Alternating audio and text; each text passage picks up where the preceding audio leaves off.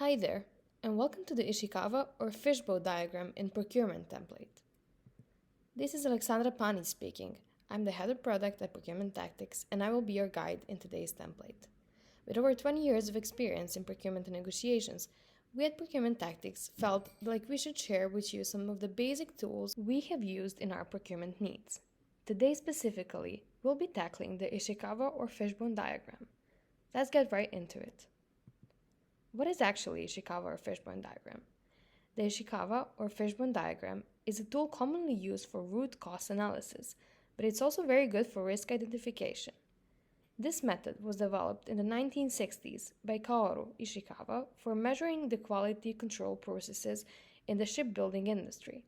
The Ishikawa diagram has many names like Fishbone diagram, the herringbone diagram, the cause effect diagram, or Fishikawa. The fish-themed names are due to how the diagram resembles a fish skeleton. The diagram outlines the different steps in a process, demonstrates where risks and issues may arise, and determines which resources are required at specific times. So this tool can go beyond just risk identification, but can also help you define, at a later stage of mitigating risks, what resources are required to minimize it. What are the types of Ishikawa diagrams? Let's first look into the different types of Ishikawa diagrams, as one of them could be useful to you as a procurement expert. We will tackle three kinds briefly before we go into practical applications.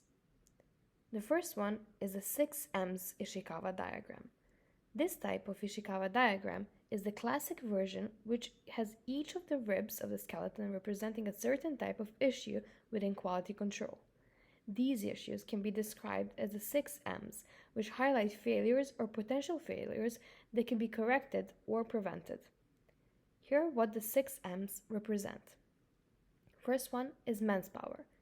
This means training, skill, and attitude of employees or workers.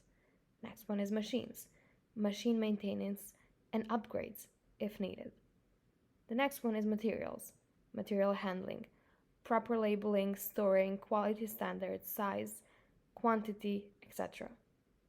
Measurement, accuracy of methods of measuring and control. Mother Nature, uncontrollable environmental factors and safety measures and precautions for them. And the last one is method, the efficiency and effectiveness of the production processes. There is also a simplified version of the 6Ms, only focusing on man, machine, and materials, called the 3Ms. The 3Ms are targeting more for the manufacturing process, and there is less interaction with nature and processes that need constant measuring and refinement. The next one is the 8Ps Ishikawa diagram. The 8Ps version splits the possible causes of a problem into 8 categories. The 8 categories of this version are listed below. First one is procedures, instructions to complete a task or activity. Second one is policies, internal guidelines for how things are done and if these guidelines are followed. Third one is place, places of events, better alternatives, implications of events happening in certain places. The fourth one is products, product processes, reasons for production, other possible products to produce.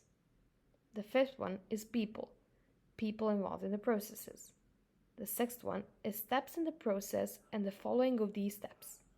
Seventh is price, financial inputs and outputs of a process.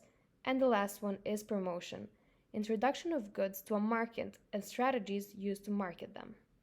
There also is a 6Ps version, which only includes product, price, place, promotion, people, and processes. The procedures and policies categories are left out in this version. The last one is the 4Ss Ishikawa diagram. The 4Ss Ishikawa diagram has only 4 ribs or categories.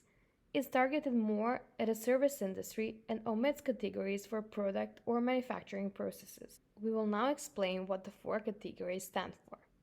First one is suppliers and what they supply. Second is systems, processes being followed and how they can be improved or changed within a customer in the mind. Surroundings, physical customer experience when engaging with us, and close proximity circumstances that can impact the business. And the last one is skills. Talents possessed by manpower, talents needed by the organization, and customer demand for the business. And that's for the types of Ishikawa diagrams. Note, however, that you can make it your own to apply to your specific needs. You don't have to strictly follow the types we've just listed out, as they're just guidelines more than anything else. Now, with that being said, this means that we can move to actually using the Ishikawa diagram. So, how to use the Ishikawa diagram?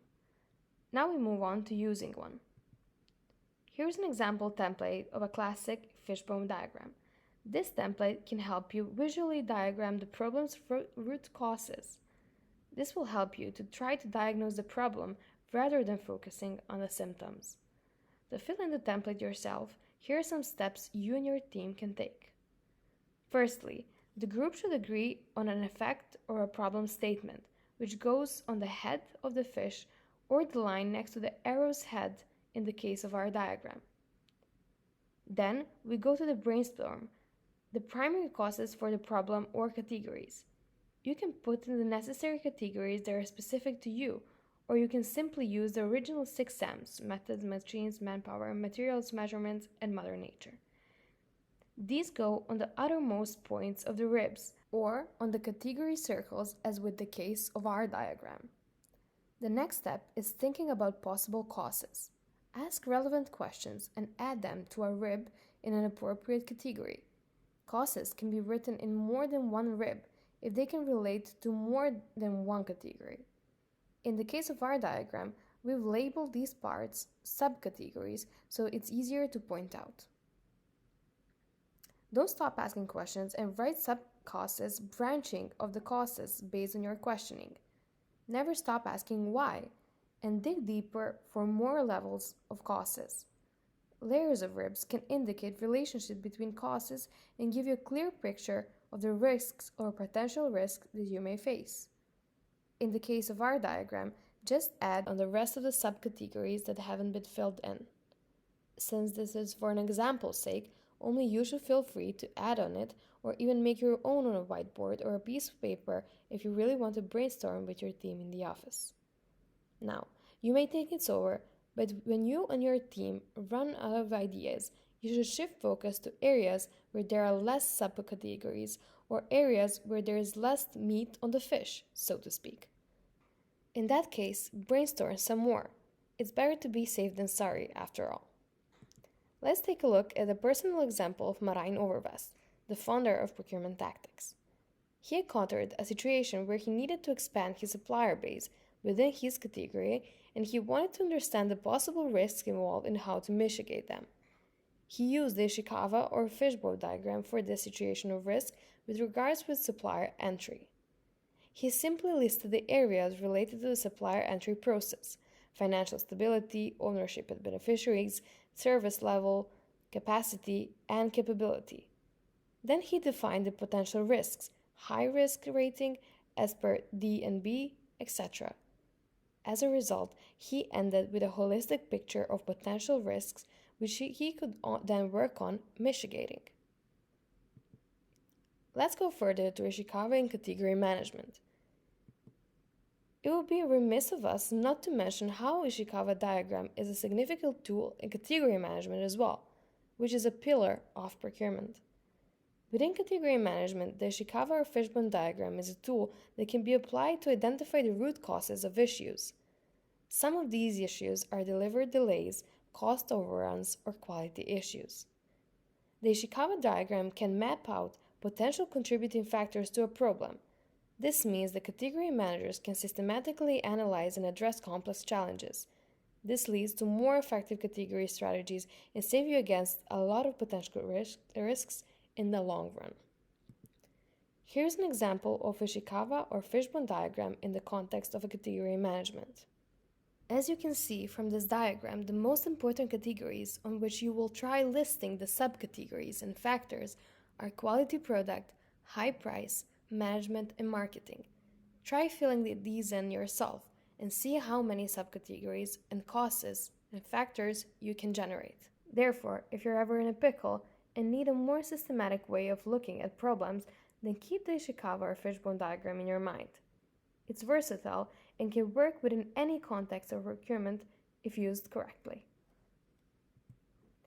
That is the end of Ishikawa or Fishbone diagram in procurement. Now, the Ishikawa or Fishbone diagram isn't the only risk assessment method commonly used in procurement. If you want to find more about risk management, then you should check out our Risk Management in Procurement course.